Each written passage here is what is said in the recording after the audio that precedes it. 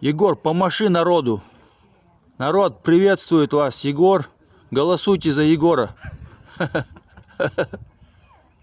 Народные депутаты баллотируются.